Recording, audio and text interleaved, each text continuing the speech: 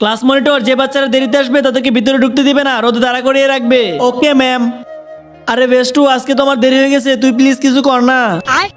Ma'am, আজকে না নেহার cycle নষ্ট হয়ে গেছিল, না হলেও প্রতিদিন নিয়মিত আসে স্কুলে।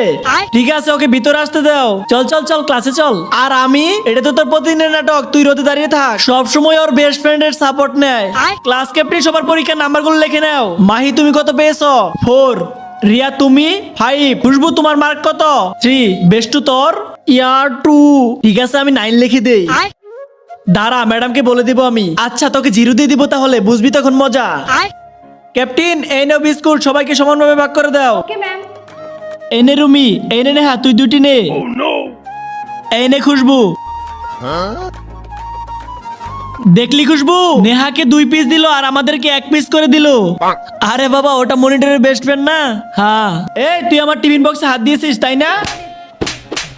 হে আল্লাহ, যে এই পবিত্র কোরআনটিকে দেখার পর ভিডিওতে লাইক করে চ্যানেলটিকে সাবস্ক্রাইব করে দিবে এবং এই ভিডিওটি 10 জনের কাছে শেয়ার করবে, তাকে তুমি পরীক্ষায় পাশ করে দিও। কমেন্টে বলুন আমিন।